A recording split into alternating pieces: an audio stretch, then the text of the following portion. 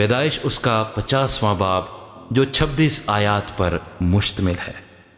تب یوسف اپنے باپ کے منہ سے لپٹ کر اس پر رویا اور اس کو چوما، اور یوسف نے ان طبیبوں کو جو اس کے نوکر تھے اپنے باپ کی لاش میں خوشبو بھرنے کا حکم دیا۔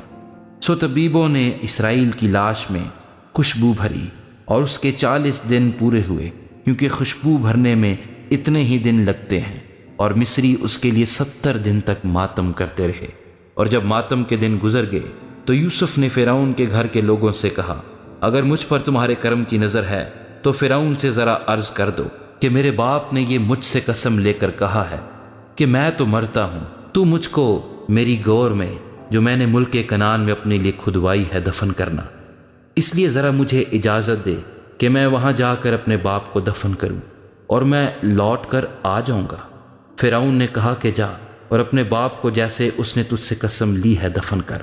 تو یوسف اپنے باپ کو دفن کرنے چلا، اور فرعون کے سب خادم اور اس کے گھر کے مشائخ اور ملک مصر کے سب مشائخ اور یوسف کے گھر کے سب لوگ اور اس کے بھائی اور اس کے باپ کے گھر کے آدمی اس کے ساتھ گئے۔ وہ صرف اپنے بال بچے اور بھیڑ بکریاں اور گائے بیل جشن کے علاقے میں چھوڑ گئے، اور اس کے ساتھ رتھ اور سوار بھی گئے۔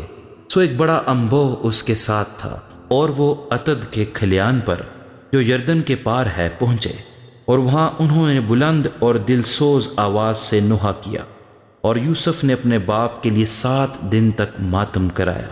اور جب اس ملک کے باشندوں یعنی کنانیوں نے عتد میں کھلیان پر اس طرح کا ماتم دیکھا تو کہنے لگے کہ مصریوں کا یہ بڑا دردناک ماتم ہے۔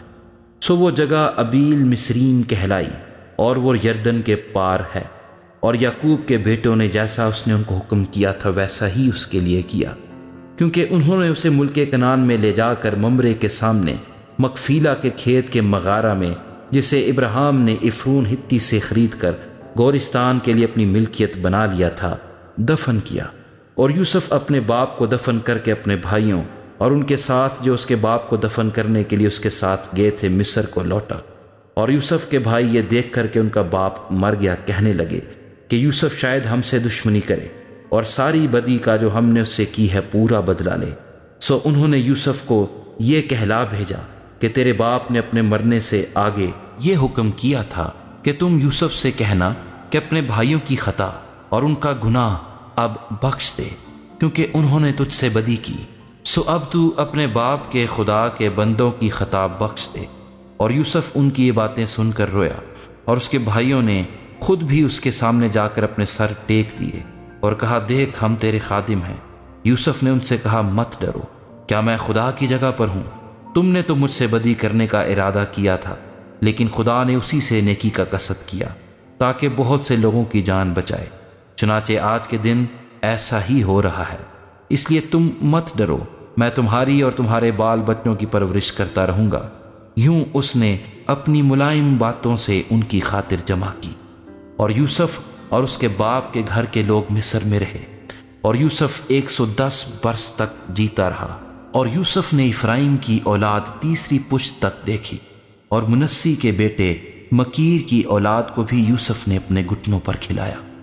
اور یوسف نے اپنے بھائیوں سے کہا، میں مرتا ہوں، اور خدا یقیناً تم کو یاد کرے گا، اور تم کو اس ملک سے نکال کر اس ملک میں پہنچائے گا جس کے دینے کی قسم اس نے ابراہیم اور اسحاق اور یعقوب سے کھائی تھی۔ اور یوسف نے بنی اسرائیل سے قسم لے کر کہا، خدا یقیناً تم کو یاد کرے گا، سو تم ضرور ہی میری ہڈیوں کو یہاں سے لے جانا۔ اور یوسف نے 110 برس کا ہو کر وفات پائی، اور انہوں نے اس کی لاش میں خوشبو بھری اور اسے مصر ہی میں تابوت میں رکھا۔